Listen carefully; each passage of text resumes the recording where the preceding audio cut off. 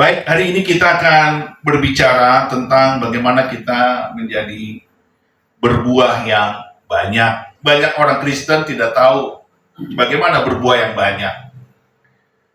Berbuah, tapi Alkitab berkata, kalau kita berbuah banyak baru disebut murid Tuhan. Tetapi kalau kita tidak berbuah banyak, berarti kita tidak murid Tuhan. Dan ini jadi persoalan.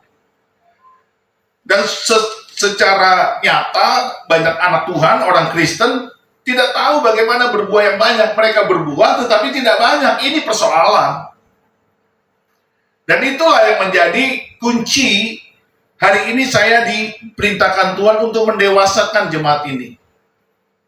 Kalau saudara beribadah, tetapi tidak tahu bagaimana berbuah yang banyak, untuk apa kita beribadah? Untuk apa kita menjadi anak Tuhan? Sayangnya menjelang kita sudah mau dipanggil Tuhan ya, karena umur saya sudah lanjut, usia sudah 61 tahun, kita tidak tahu bagaimana kita berbuah yang banyak.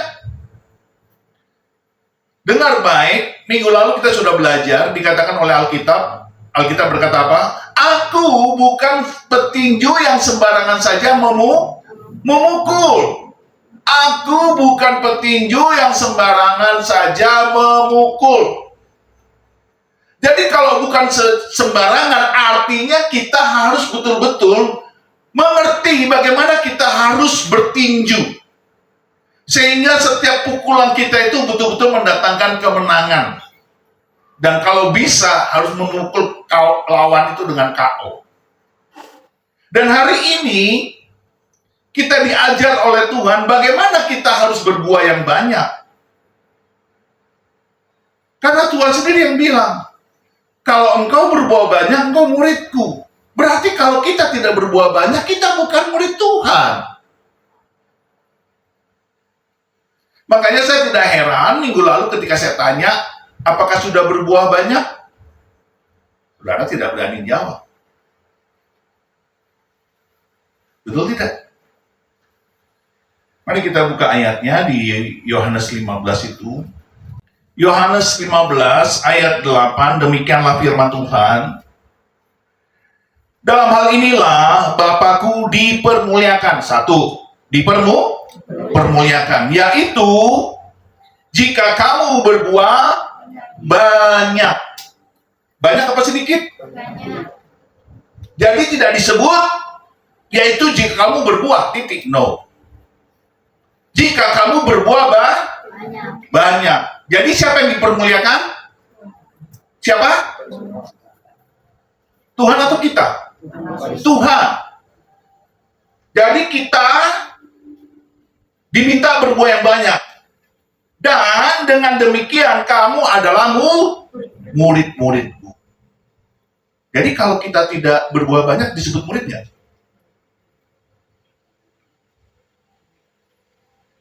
Saya kasih contoh ya. Ketika Petrus dengan pengkhianatannya, lalu dia merasa guilty feeling, dia merasa bersalah. Dia bilang kepada murid-murid yang lain, aku mau pergi menangkap ikan. Aku mau pergi menangkap ikan. Lalu murid-murid yang lain bilang apa? Aku juga ikut bersamamu. Lihat, ini adalah seorang karakter yang menjadi pemimpin. Memang telah ditetapkan oleh Yesus, engkau akan menjadi pemimpin. Engkau akan menjadi batu karang. Di atas batu karang ini kerajaanku akan dibangun dan iblis tidak akan bisa beruntukannya. Tetapi ketika dia jatuh dalam dosa pengkhianatan, dia merasa berdosa, dia merasa bersalah, dan dia tidak menemukan solusi terhadap keberdosaannya. Lalu dengan segala kekecewaan dan penyesalan diri, dia ingin kembali menjadi orang biasa. Padahal Tuhan bilang, engkau kupanggil untuk menjadi penjala manusia, bukan menjadi penjala ikan. Tetapi dia dengan keberdosaannya, dia kembali menjadi penjala ikan. Maka dia bilang, aku mau pergi menangkap ikan. Lalu murid-murid yang lain, karena sudah tidak punya pengharapan lagi, Imannya runtuh seruntuh-runtuhnya ketika mereka melihat diri mereka, orang-orang tidak berkelayakan di hadapan Tuhan. Mereka merasa mereka minder. Lalu mereka bilang, udahlah aku ikut kamu aja. Karena saking bingungnya dengan pengharapannya yang pupus, pengharapannya yang hancur. Tidak ada iman di situ. Saudara, kalau saudara tidak berpengharapan, jangan bicara iman. Karena tidak ada iman.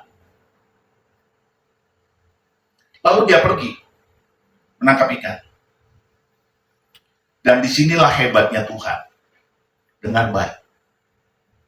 Seringkali kita berada dalam posisi yang terlalu hebat untuk menjadi hakim bagi orang lain. Kalau ada orang lain berdosa, ada orang lain jatuh, ada orang lain berbuat salah, seringkali kita sering menghakimi mereka. Tuh kan, tidak dengar-dengaran akan firman Tuhan. Tuh kan, tidak dengar nasihatku. Tuh kan, tidak ngikuti apa kata pendeta. Tuh kan, nasihatku nggak didengar. Rasakan akibat dosamu. Rasakan akibat pemberontakanmu. Rasakan akibat perlawananmu. Kita sering begitu. Tetapi hebatnya Tuhan, ketika mereka sudah semalaman menangkap ikan dan tidak mendapatkan hasil, Tuhan muncul di dalam kasih-Nya yang luar biasa itu. Saya setiap membaca kitab Yohanes terakhir ini, saya selalu ingin menangis. Kenapa? Karena disitulah Tuhan selalu ingin menyelamatkan di mana kita berada di titik terendah dalam hidup kita.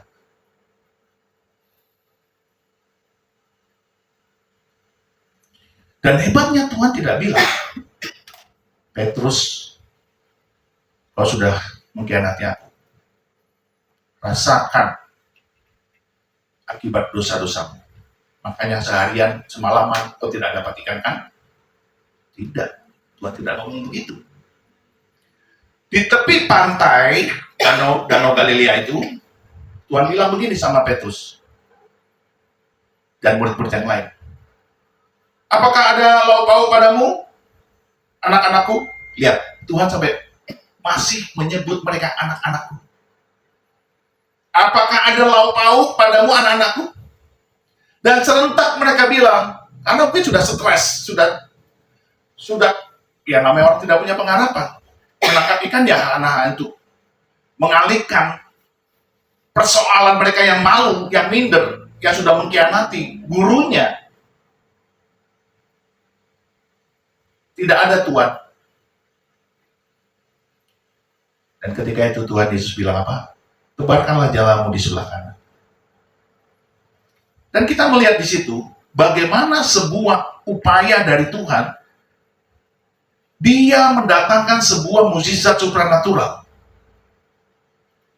ke dalam diri seseorang yang tidak berpengharapan, yang berdosa, bersalah, karena mengkhianati Tuhan. Mungkin bagi kita akan mengklaim, itu nggak pantas mereka terima. Mereka sudah bersalah, mereka sudah berdosa. Selainnya mereka dihukum, biarkan mereka tidak dapat apa-apa, biarkan mereka tidak makan tidak dapat makan ikan hari ini. Kalau perlu biar mereka sampai termehek-mehek, miskin, kin, tidak dapat apa-apa sepanjang hidup mereka karena mereka telah melakukan pengkhianatan. Tetapi Tuhan bukanlah Tuhan yang jahat. Jadi saudara harus mengerti betul ini. Kalau saudara tidak bisa mengasihi, tidak bisa mengampuni, tidak bisa memberkati, karena orang-orang banyak yang pernah mengkhianati, membuat saudara menjadi tersakiti, maka belajarlah dari kisah ini.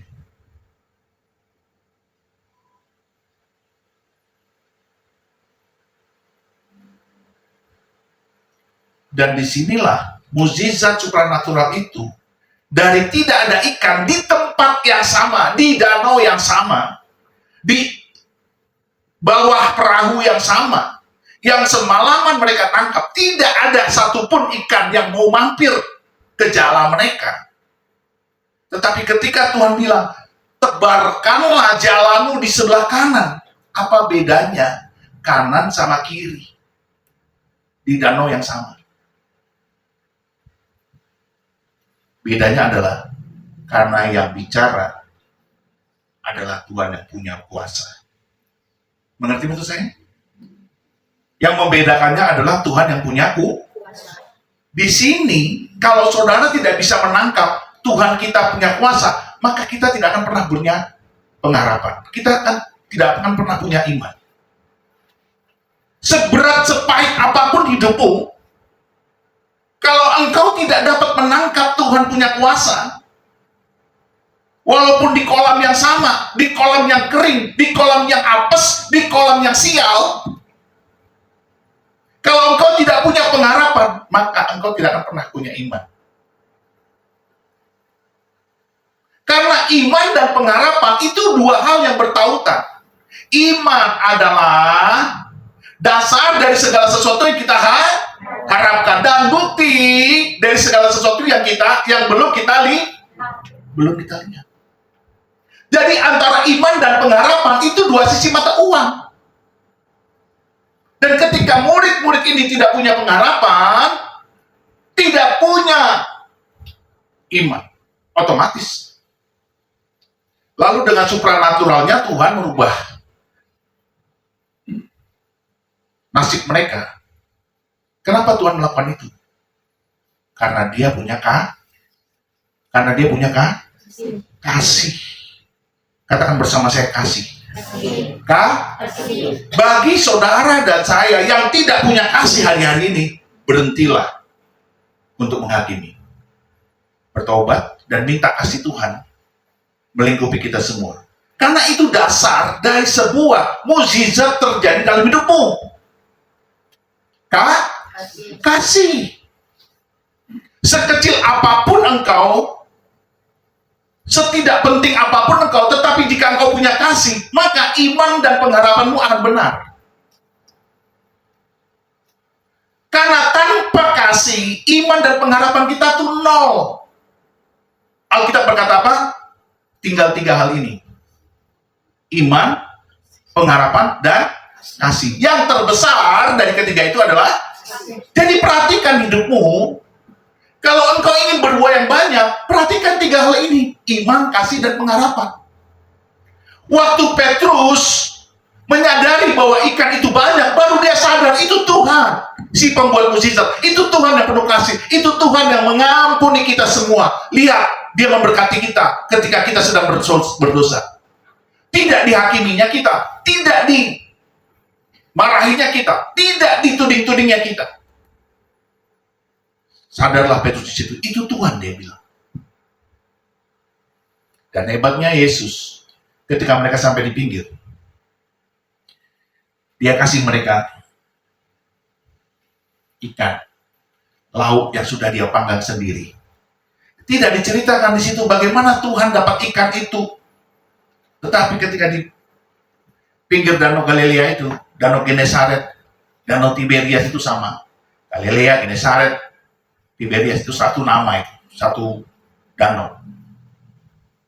Tuhan sudah punya ikan, dan dia mengasih mereka makan ikan yang dia sudah panggang. Sebuah pemberontakan, pengkhianatan, dosa tidak diakhiri dengan marah-marah, tidak diakhiri dengan penghakiman, tapi diakhiri dengan jamuan kasih. Saudara coba lakukan itu. Saudara bertemu dengan orang mengkhianati saudara, ajak dia makan. Ajak dia makan. Mungkin dia akan salting, dia akan grogi di hadapan saudara.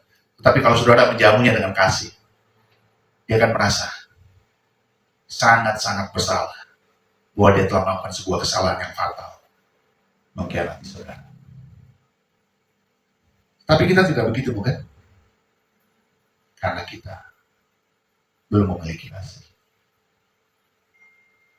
Kalau kita memiliki kasih, kita bukan saja mengampuni, Bukan saja kita mengatakan, aku mengampunimu, aku memaafkanmu. No, kita akan memberkatinya. Bagaimana caranya? Kita undang dia makan. Kita jamu dia. Kita berikan apa yang dia butuhkan. Apa yang bisa saya bantu untuk menolong engkau. Suatu ketika teman saya nggak pernah bosan mengatakan ini. Pendeta di Palembang.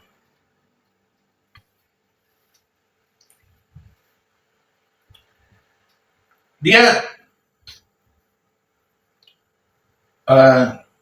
bertemu dengan temannya di Singapura, ya, dalam suatu vocation,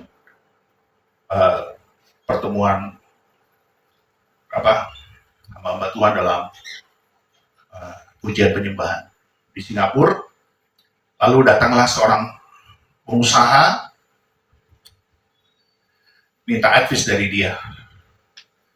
Pak Pendeta, saya sudah dikhianati oleh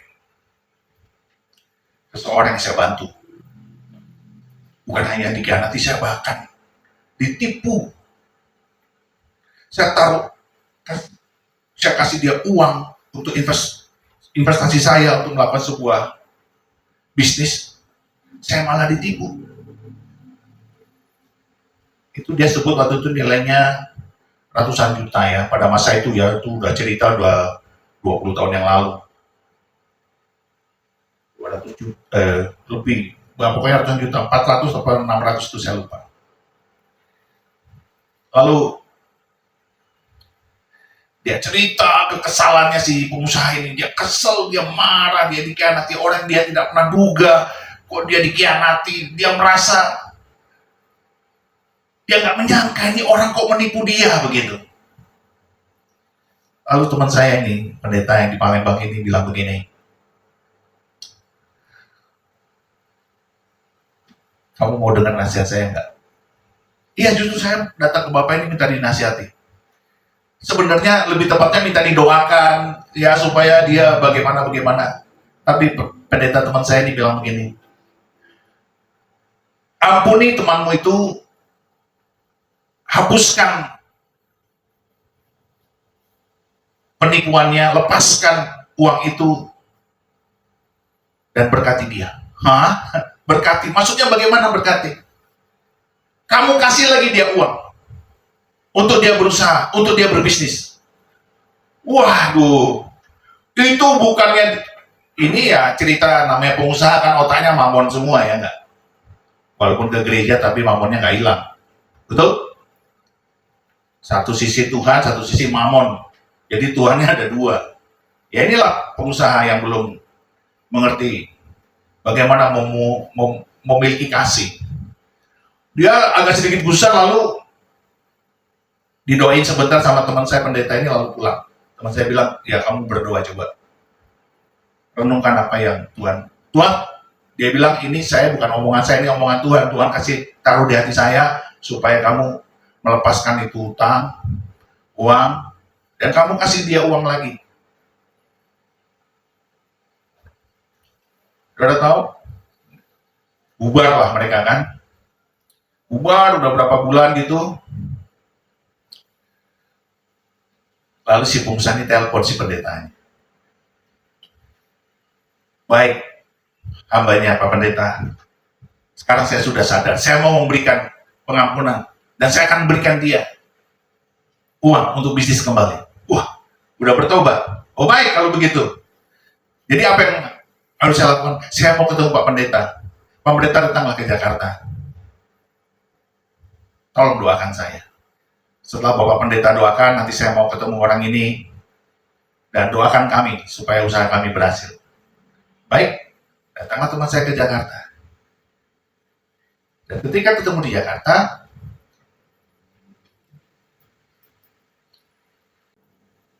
pendeta teman saya berkata, kamu sudah melakukan pengampunan pada temanmu? Sudah. Kamu udah siap sekarang untuk bisnis? Sudah. Dia tanya, kamu udah siap? Oh iya Pak. Ambil melas-melas gitu ya yang bersalah ini. Iya Pak. Oh, minta ampun Pak, saya udah bisa lagi kembalikan. Oh jangan sama saya, sama Tuhan dan sama Bapak ini yang kamu tipu. Oh iya, saya sudah minta maaf sama dia. Oke, Udah aman sekarang ya? Kamu sungguh-sungguh saya mau. Oke. Kamu ikhlas baik. Udah, mari kita berdoa. Lalu didoakan sama teman saya pendeta.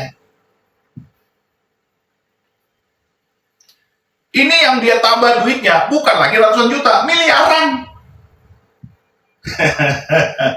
Ya, namanya pengusaha besar ya. Saudara kan kita nih UMKM ya kan, atau usaha menengah kecil nggak mampu gitu kan. Ini usaha besar dari MM-an. Bayangkan saudara, udah ditipu ratusan juta, malah dia mau tambah lagi duitnya 1 M. Dan minta didoakan oleh pendeta yang memberikan nasihat rohani. Lalu didoakan. Saudara tahu nggak? Saya nggak usah sebut di Bekasi, itu ada mall, ya, saya nggak usah sebut namanya. Dan mall itu hasil usaha mereka. Ada pengampunan di sini. Yang mengerti katakan amin? Lemah sekali kau. Nggak ada imanmu. Nggak ada tepuk tangan, nggak ada sukacita. Tuh ngomong aja. Masa iya sih Pak Pendeta? Masa iya sih? Dengar baik. Kalau kau tidak punya kasih, tidak ada iman dan pengharapan dalam hidup. Dan Bekasi itu sekarang mallnya itu juga disediakan buat gereja juga ada. Cukup besar itu gereja. Artinya apa? Ketika Petrus diajak makan oleh Tuhan, diajak jamuan makan, tidak satu pun kata-kata dari Tuhan adalah kata-kata penghakiman. Yang muncul dari Tuhan adalah, lihat, Tuhan bilang apa? Simon Petrus, apakah engkau mengasihi aku? Betul tidak? Apa yang muncul pertama? Mengasihi. Jadi kita boleh tanya kepada diri kita masing-masing, apakah kita untuk mau berbuah yang banyak, kita mengasihi Tuhan? Ini starting pointnya harus dapat dulu nih. Kalau saudara ingin berbuah banyak, tetapi engkau tidak punya poin sedikit pun tentang kasih kepada Bapamu di surga, dengan sungguh-sungguh, dengan segenap hati, dengan segenap kekuatan, dengan segenap akal budimu, jangan bicara berbuah banyak. Jangan. Ayo kita buka Yohanes terakhir itu. Yohanes 21 ya. Ayat 15 sampai dengan 17. Demikianlah firman Tuhan. Sesudah sarapan, Yesus berkata kepada Simon Petrus, Simon, anak Yohanes, apakah engkau mengasihi aku lebih daripada mereka ini? Jawab Petrus kepadanya, benar Tuhan, engkau tahu bahwa aku mengasihi engkau. Kata Yesus kepadanya, gembalakanlah domba-dombaku. Kata Yesus pula kepadanya untuk kedua kalinya, Simon, anak Yohanes, apakah engkau mengasihi aku? Jawab Petrus kepadanya, benar Tuhan, engkau tahu bahwa aku mengasihi engkau. Kata Yesus kepadanya, gembalakanlah domba-dombaku. Kata Yesus kepadanya untuk ketiga kalinya, Simon, anak Yohanes, apakah engkau mengasihi aku? Maka sedih hati Petrus karena Yesus berkata untuk ketiga kalinya, apakah engkau mengasihi aku? Dan ia berkata kepadanya, Tuhan, engkau tahu segala sesuatu, engkau tahu bahwa aku mengasihi engkau. Kata Yesus kepadanya, gembalakanlah domba-dombaku. Hanya itu yang Tuhan ingin tanya kepada Simon. Apakah engkau mengasihi aku? Titik. Jadi starting point kita, Bapak Ibu dan Saudara sekalian, kalau engkau ingin berbuah yang banyak, apakah engkau mengasihi Tuhan dengan segenap hatimu, kekuatanmu, akal budimu, segenap jiwamu? Pikirkan itu. Apa ciri daripada orang yang mengasihi Tuhan? Lihat bagaimana engkau caranya beribadah. Lihat bagaimana engkau caranya beriman. Lihat bagaimana engkau caranya berpengharapan. Ketika Simon Petrus berhasil dibongkar oleh Tuhan tentang hatinya, apakah sungguh-sungguh mengasihi atau tidak, maka Tuhan sudah berhasil membuat dia siap untuk berbuah yang banyak. Dan itulah starting point-nya. Simon mengalami sebuah pemutarbalikan kehidupan. Terjadi turning point dalam hidupnya. Saudara, kalau kita tidak mengalami turning point, kita sama aja dengan setelan awal. Tahu setelan awal? Wah, udah diurapi dan berapi-api di dalam Tuhan. Tapi akhirnya kita seperti dahulu kembali. Aku masih seperti yang dulu. Masih seperti yang dulu. Kembali ke setelan awal. Tetapi Yesus ingin membongkar kasih daripada Simon, sehingga dia tidak lagi mengalami sebuah hasrat untuk berdosa, hasrat untuk melakukan pengkhianatan, hasrat untuk tidak mengikuti Tuhan, hasrat untuk melawan kepada perintah Tuhan. Dan saudara lihat, sebelumnya, ini keren ini, sebelumnya, Simon itu dibilang sama Tuhan, engkau batu karang, artinya engkau Petrus. Dan di atas batu karang inilah akan kudirikan kerajaanku. Tapi di sini Tuhan panggil dia Simon. Saya udah bilang minggu lalu, akar kata Simon apa? Apa akar katanya? Sema. Apa arti sema? Dengar. Jadi hari ini engkau semua harus menjadi Simon. Harus menjadi sema. Dengar suara Tuhan. Dengar firman Tuhan.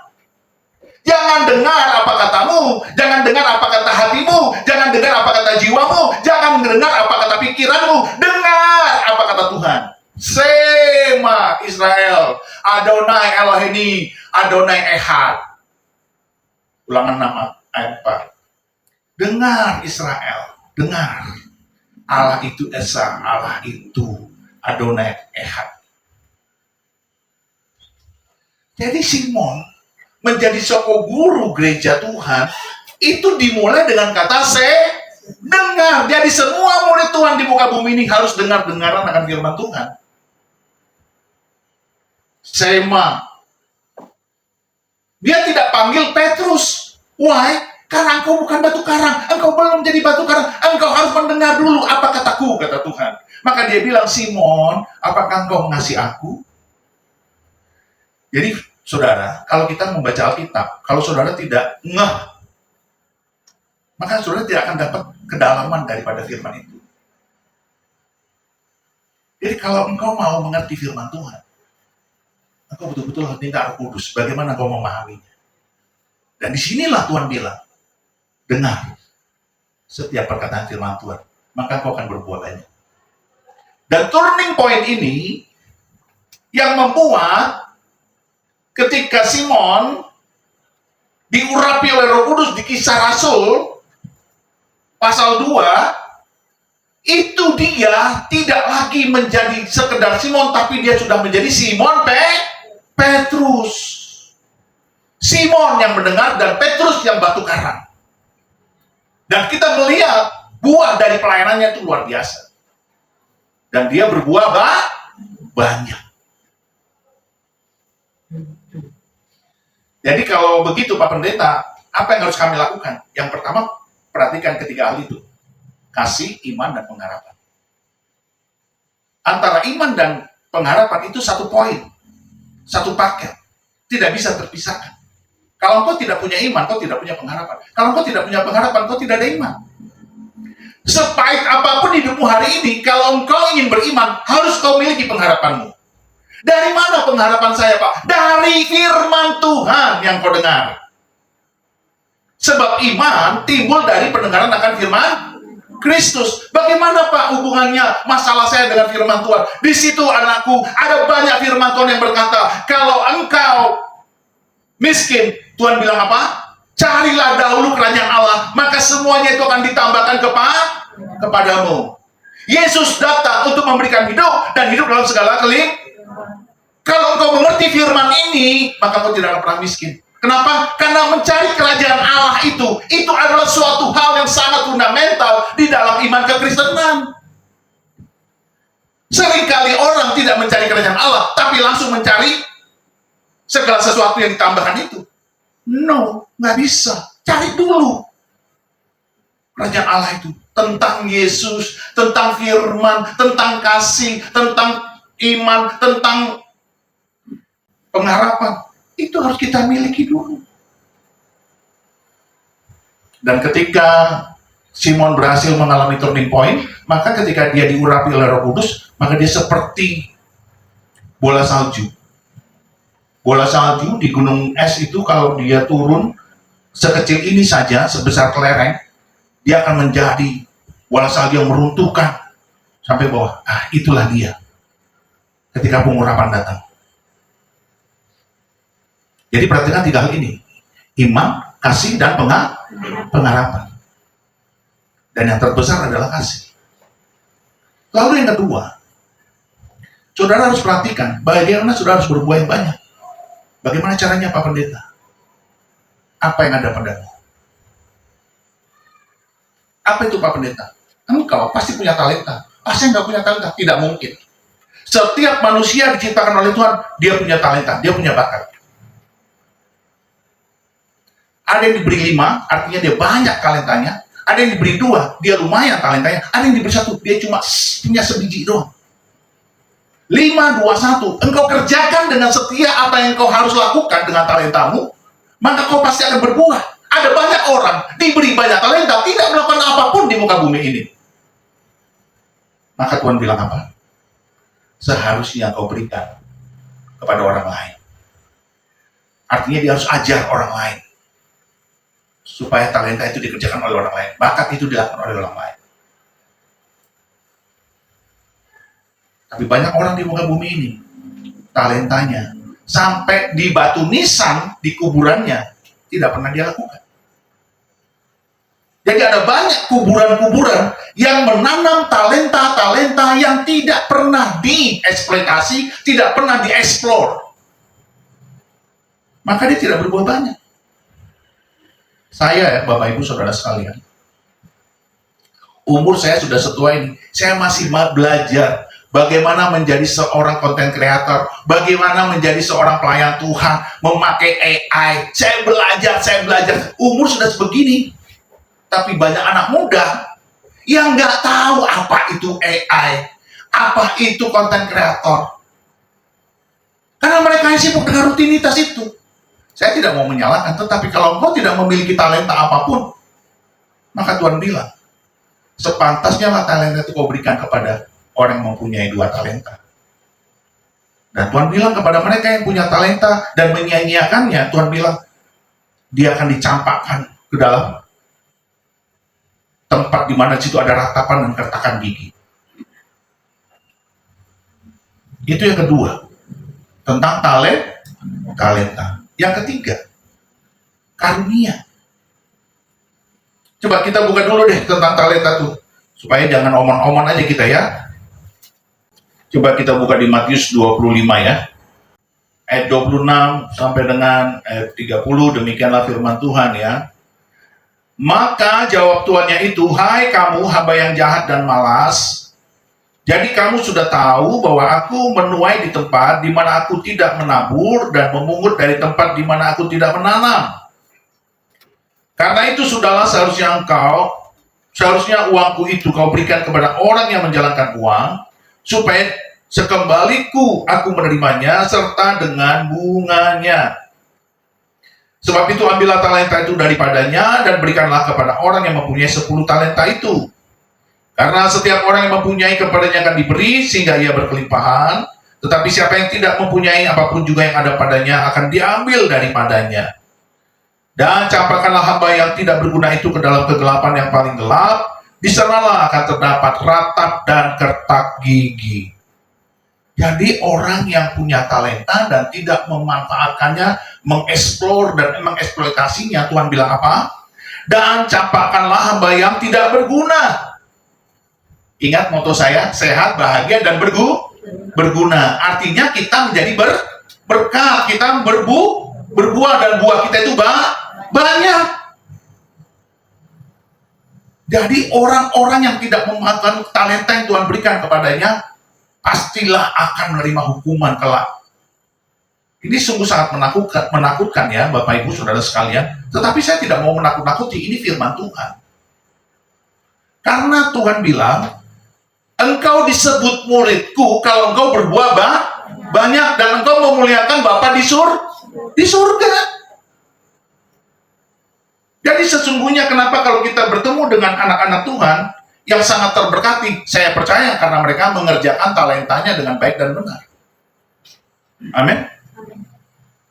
Engkau bisa main musik, latih dirimu terus. Itu jadi berkat dalam kerajaan Allah. Amin. Iya. Engkau bisa bernyanyi, latih suaramu. Supaya kau jadi berkat bagi banyak orang.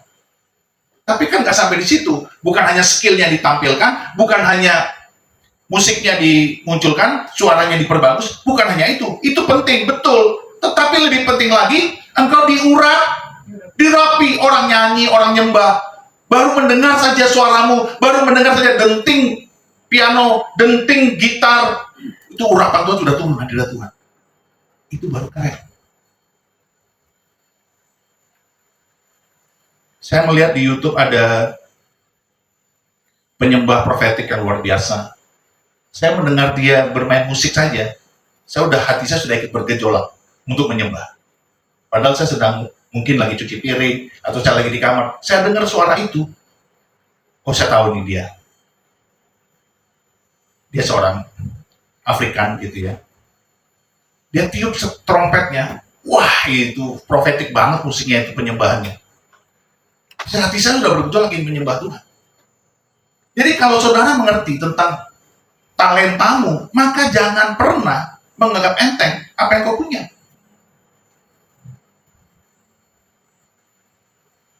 Jangan pikirkan yang punya 5, jangan pikirkan yang punya 2. Satu saja yang kau urus, itu sudah puji Tuhan. Amin.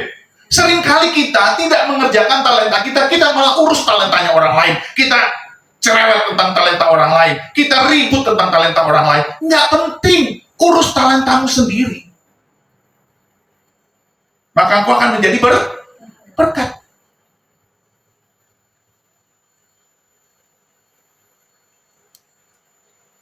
Saya sampai dibilang sama teman saya multi talented.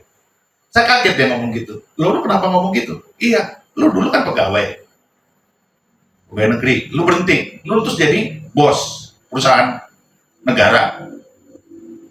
Coba, itu kan 2 hal yang beda, bos. Dia bilang, 2 hal yang beda, bro. Pegawai, karyawan, lu jadi bos. Itu kalau bukan orang yang betul-betul, ini nggak mungkin. Saya baru nggak setelah dia ngomong gitu. Lalu yang ketiga dia bilang, lu pendeta, lu hamba Tuhan, gila lu. Lu bisa urus diri lu dari karyawan, lu jadi bos, lu tuh jadi pendeta. Terus sekarang lu punya kafe, dia bilang, coffee shop. Lu kan multi talent, gua aja, dia bilang. Ya gua pegawai, pensiun, ya gua jadi konsultan pajak. Ya itu linear lah, karena dulu gua kerja di tentang pajak. Sekarang gua jadi konsultan pajak. Tapi lu multi talented lu, dia bilang. Karyawan, pegawai negeri, lalu lu jadi pimpinan di perusahaan negara, lalu lu jadi pendeta, lu punya coffee shop. Wah, saya baru nggak. Sekarang kalau mau ditambah lagi, saya bikin konten YouTube. Karena Tuhan suruh saya untuk pelayanan. Supaya khotbah-khotbah saya dan juga kesaksian-kesaksian itu saya belajar, saudara. Bukan hal yang gampang. Bentar lagi saya bikin lagi AI. Saya belajar lagi soal AI. Dan saudara ingat, dulu waktu saya di rumah, saya menampung sampai 12 orang di rumah saya. Kita makan minum, kita makan sama, kita mandi, sabunnya sama, odolnya sama. Itu ketika teman saya bilang begitu, saya multi talent, saya kaget gitu. Yang selama ini tidak pernah saya pikirkan. Artinya saya terus mau dipakai Tuhan untuk menjadi berkat. Nah, gitu. Susah kali kalau ngomong berkat. Ya.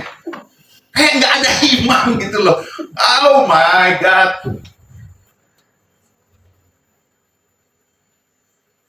Saudara ngerti maksud saya?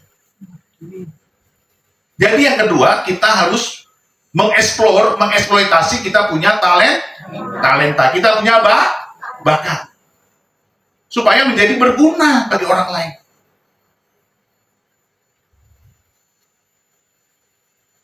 Kembangkan itu, jangan puas dengan apa yang kau punya, kembangkan. Udah bisa main musik, udah hebat, nah sekarang minta urapan dari Tuhan, supaya setiap kau bermain musik, itu seperti Daud, ketika dia memetik kecapi, roh jahat yang daripada Saul pergi. Kan di sini main juga roh jahat kan? Misalnya roh jahat apa? Roh jahat iri. Nah, begitu dipetik, keyboardnya baru dibunyikan, wah itu udah. Baru dipukul drumnya, dipetik bassnya, itu udah. Saudara mengerti maksud saya? Enggak semua loh anak Tuhan itu baik-baik saja. Bisa saja mereka ketempelan roh jahat, roh najis. Amin. Ketempelan atau ketempelan? Nggak masuk, tapi nempel. Ngerti nggak? Punya pikiran-pikiran sedikit aneh-aneh juga banyak kan? Apalagi anak muda. Pikiran-pikiran kotor. Iya kan? Kalau orang tua suami istri, pikiran-pikiran ngeluh. Nggak ada uang ngeluh. Ngelah ngeluh. Iya kan? Itu kan nggak ada syukurnya itu. Betul apa tidak? Itu ketempelan, gitu.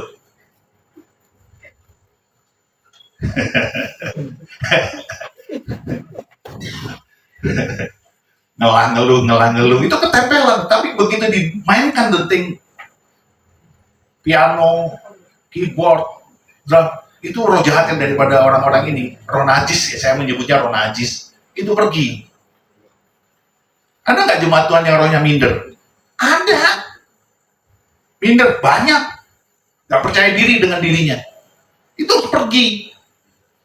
Karena Daud ketika mendentingkan piano, kecapi, roh jahat yang daripada Saul itu talenta.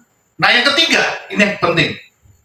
Kita buka di Timotius ya, 1 Timotius pasal 4 ayat yang ke-14 dan 15. Demikianlah firman Tuhan. Jangan lalai dalam mempergunakan karunia yang ada padamu, yang telah diberikan kepadamu oleh nubuat dan dengan penumpangan tangan sidang penatua. Perhatikanlah semuanya itu, hiduplah di dalamnya, supaya kemajuanmu nyata kepada semua orang. Supaya kemajuanmu nyata. Jadi orang yang punya karunia, itu harus mempergunakan karunia itu dengan aktif. Jangan lalai. Pak, karunia apa Pak? Masa karunia saya apa? Saudara pasti punya karunia. Satu saja pasti punya. Ada orang punya karunia penginjil, betul? Dia nggak pernah takut untuk pergi penginjilan. Nggak pernah takut. Nggak ada takutnya, nggak ada matinya dia. Dan nggak ada capeknya. Orang ini akan selalu ngomong soal Injil kepada orang-orang. Itu dia punya karunia. Nggak bisa kita seperti itu kalau kita nggak punya karunia.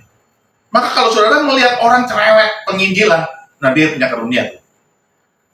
Berapapun harganya dia bayar, dia pergi kemana-mana, dia cari jiwa. Itu orang punya karunia.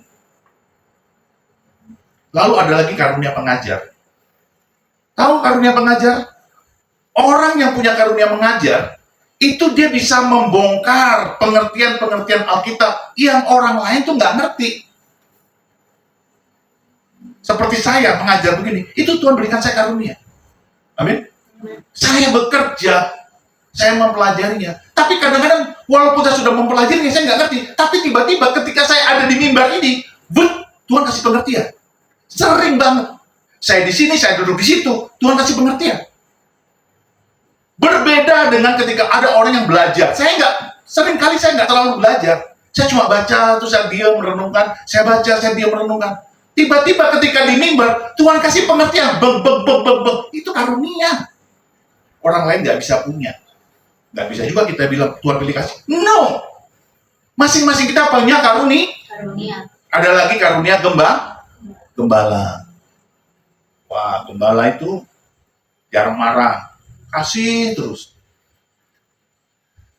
Kayak saya waktu kerja, karyawan saya salah melulu, akhirnya saya nggak bisa marah, karena saya lihat kasihan gitu saya marah. Akhirnya saya sadar, wah gue nggak cocok nih jadi bos nih. Karyawan salah, nggak bisa dimarahin. Memang saya tuh gembala, selalu ada pengampunan, ngerti nggak? Halo? Oh nggak halo kalian? Oh nggak amin? Kalian suka marah-marah ya?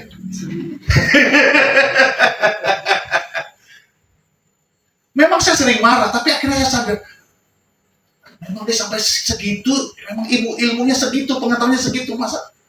Jadi saya harus mengerti. Orang sampai sedalam itu, saudara. Yang mengerti katakan amin. Kan ada gembala, tapi nggak punya karunia gembala, kerjanya marah-marah. Datang terlambat marah. Nggak ikut doa pengerja marah. Bajunya nggak sama, marah. Hari ini pakai batik, kok nggak pakai batik? Mau bilang nggak punya duit, nggak enak gitu kan. Tapi kalau gembala yang baik, kamu nggak punya uang untuk beli nih. Nah, itu baru gembala. Kan gitu kan? Nggak cocok tuh jadi gembala. Ada lagi karunia, apa? Nabi. Suara kenabian. Dia bernubuat dan dia menegur dosa. Ada lagi karunia rasul, tuh Pak Niko tuh. Karunia rasul, buka gereja di mana-mana. Gara-gara Pak Niko, gereja Indonesia banyak di luar negeri. Itu harus diakui. Makanya akhirnya banyak gereja ikut-ikutan. AKBP buka di luar negeri, GKI buka di luar negeri, Pantai Kosta buka di luar negeri. Itu gara-gara Pak Niko. GBI ada di mana-mana, di mancanegara. Mungkin di Mars aja nggak ada. Itu gara-gara Pak Niko tuh buka GBI di mana-mana. Itu luar biasa itu. Pengurapan beliau sebagai karunia rasul. Sekarang tiba-tiba HKBP ada di mana? Kok bisa ya? Nggak tahu juga. Ikut-ikutan ya. Tapi itu karunia rasul, nggak bisa. Kalau saudara mendengar Pak Niko khotbah, biasa saja. Tidak ada yang spesial. Tapi urapannya, siapa yang lawan? Saudara ngerti maksud saya? Jangan lalai mempergunakan karunia yang ada padamu, yang telah diberikan kepadamu oleh nubuat dan dengan penuh tangan sidang penatua. Saya punya karunia doa syafaat. Itu saya kerjakan terus. Sampai hari ini. Lihat yang kedua syafaat kemarin. Dahsyat nggak? Dahsyat nggak? Dahsyat. Nah, harus jelas gitu loh. Supaya semua yang nggak ikut tuh bertobat gitu. Oh iya bener. Dahsyat nggak? Dahsyat. Nah gitu. Jadi saya ingin mengajarkan kepada teman-teman semua. Lihat ini hambamu, gembalamu. Sampai umurnya segini, setia berdoa. Saya itu jam 2, jam 3 tuh masih berdoa. Dini hari. Bahkan sampai jam 5 pagi, masih berdoa. Saya abaikan omongan istri saya. Papa udah subuh kok belum tidur? Wah, udah amat. Karena dunia belum saya doain. Bener. Saya cuma diam dalam hati, tapi saya harus utamakan dulu nih. Orang-orang seluruh dunia saya doain. Doa terus, saya doa. Itu saya puas kalau saya udah berdoa. Itu yang disebut berbuah banyak. Siapa sangka nanti orang di Afrika, orang di Arab, orang di Hongkong, orang di Cina pada bertobat karena doa-doa saya. Siapa tahu? Karena ada orang yang berdoa dengan setia. Ada yang sudah punya karunia, tapi tidak berdoa, malah tidur. Itu. Mumpung gembalamu ini masih hidup, dia masih kuat berdoa, minta impartasi. Nanti kalau dia udah nggak ada, baru nyesel, aduh kehilangan. Tadi malam jam 12 malam, saya akan kepanasan. Saya lagi buka baju, lagi nonton bola tuh. Kalah pula Chelsea kan. Aduh, Chelsea kalah kayak anak kecil main bola. Saya lagi buka baju, telepon lah anak rohani saya yang dulu, Ibu Kiki. Bapaknya udah kritis. Waduh, cepet-cepet cari bajunya mana nih? Dia soalnya video call, jadi kan, aduh masa hamba Tuhan buka baju. Dia cerita lah bapaknya lagi kritis. Masa saya dengerin, dia nangis-nangis. Jam 12 malam loh. Kalau kami berdoa.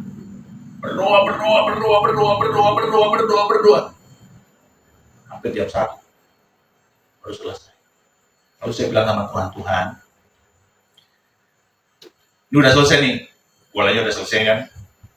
Udah gak setonton lagi soalnya, karena ini ada yang lebih penting. Tuhan, tolong jangan terjadi apa-apa selagi saya tidur. Saya lagi ngantuk, berat ini saya bilang. Puji Tuhan, ini saya belum dapat berita. Bagaimana ada di bapaknya Kiki.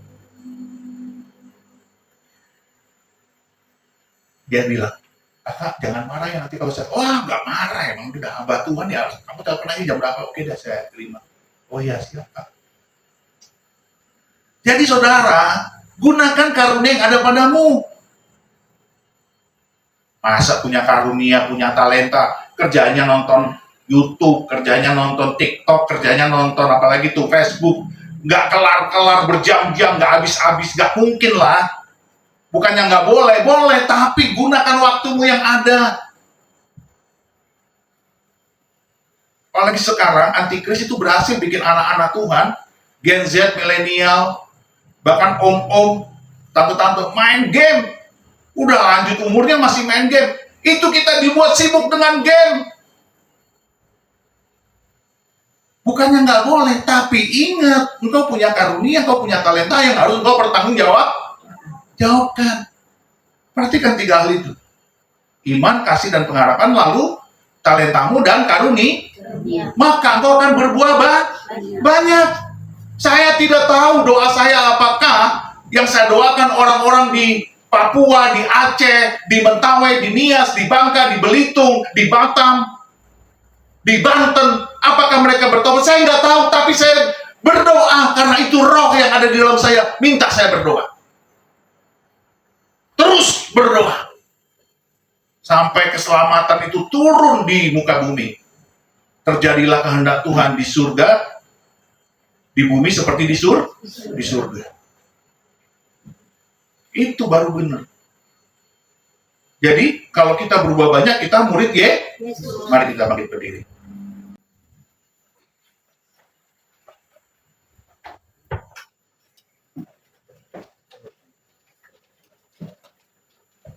Bapak, kami tahu bahwa kami sering lalai dalam segala hal yang telah Tuhan berikan kepada kami. Tapi kami mau Tuhan, kami belajar dari Tuhan, bahwa ketika Engkau memanggil Petrus, Engkau tidak memanggilnya Petrus, tetapi memanggilnya Simon. Supaya kami juga dengar-dengaran hari ini. Simon, Sema, dengarlah. Dengarlah hai Israel, dengarlah hai anak Tuhan, dengarlah hai murid-murid Tuhan. Kami mau melakukan iman, kasih, dan pengharapan di dalam nama-Mu yang kudus. Dan kami ya Tuhan, akan belajar terus mengembangkan talenta kami, mengeksplor, mengeksploitasinya.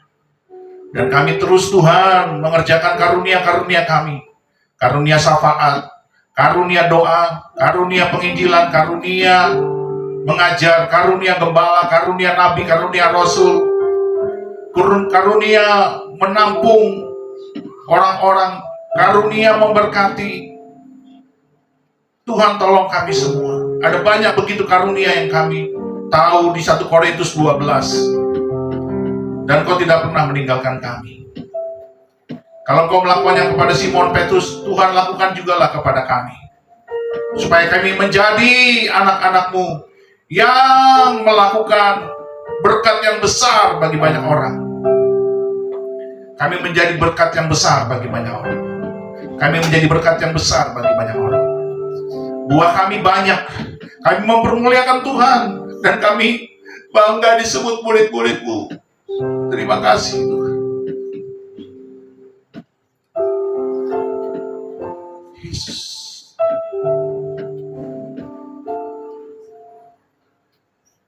Masing-masing mari kita berdoa dan minta ampun kepada Tuhan. Karena kita tidak mengerjakan apa yang seharusnya kita kerjakan.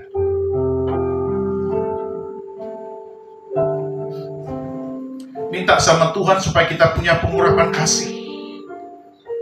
Supaya hati kita bersih dari segala kebencian, iri hati dan dengki, dari segala kejahatan. Biar kita punya kasih yang murni.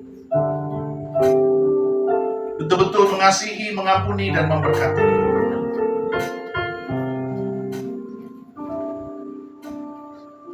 Tuhan, kasihanilah kami, ampunilah kami. Sebab kami tidak tahu apa yang kami perbuat. Tetapi biarlah Roh Kudus-Mu memampukan kami, Tuhan.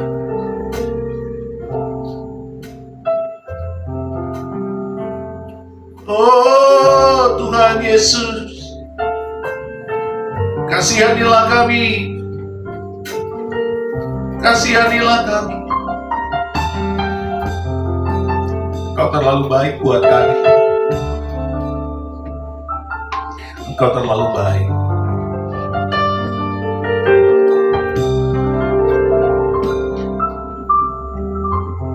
Ampuni kami Tuhan. Kami mau hari ini dan seterusnya menjadi murid-Mu yang berbuah banyak, menyenangkan hati-Mu dan memuliakan nama Bapa di surga. Angkat kedua belah tangan-Mu dan terima kasih Bapa. Dia Allah yang mengasihi dan mengampuni. Dia tidak menghakimi Simon Petrus. Dia pun tidak menghakimi engkau. Walaupun engkau tidak setia dalam iman, kasih, dan pengharapan. Walaupun engkau tidak setia di dalam talenta dan karunia-karuniamu. Tapi Tuhan mengasihi dan mengampunimu mulai hari ini. Jangan lagi berbuat dosa. Dan pergilah dengan iman, kasih, dan pengharapan yang baru. Pergilah dengan talenta dan karunia-karunia yang baru. Kerjakanlah keselamatanmu dengan takut dan gentar. Di dalam nama Yesus. Di dalam nama Yesus. Terimalah kasih dari Bapa di surga yang mengampunimu dan yang memberkatimu, yang mencelikan mata rohanimu dan membuat kau tenang dan damai. Kasih itu tidak terlihat, tetapi itu terasa di hatimu. Kasih Tuhan hari ini akan mengalami hidup di dalam engkau. Kasih Tuhan akan menjelma di dalam hidupmu. Kasih Tuhan akan melawat engkau. Kasih Tuhan akan memberikan engkau kekuatan yang baru, pengharapan yang baru. Kasih Tuhan akan menolong engkau. Kasih Tuhan akan memberi engkau kekuatan yang luar biasa, yang supranatural yang tidak pernah kau bayangkan sebelumnya. Kasih Tuhan akan membuat engkau merasa dihargai, disayang, dibela, dipeluk oleh Bapamu di surga. Kasih Tuhan akan membuat engkau merasakan damai sejahtera yang berlimpah-limpah dalam hidupmu. Tidak pernah kau ditolaknya, tidak pernah kau diabaikannya, tidak pernah kau dibuangnya. Tetapi kasih Tuhan akan membuat engkau baru. Engkau menjadi baru, engkau menjadi hatimu baru. Sebab kasih Tuhan itu tidak sama dengan apa yang kau pikirkan selama ini. Tidak sama dengan apa yang kau mengerti selama ini. Kasih Tuhan tidak akan pernah engkau selami kalau kau belum mengalami kasih Tuhan. Kasih Tuhan terimalah. Terimalah kasih Tuhan dalam nama Yesus. Dalam nama Yesus. Dalam nama Yesus. Engkau bekerja dengan kekuatan yang baru. Dalam nama Yesus. Terimalah kasih Tuhan. Terimalah kasih Tuhan. Yesus, berkati anak-anakmu. Kasihanilah dan ampunilah kami. Sebab kami tidak tahu apa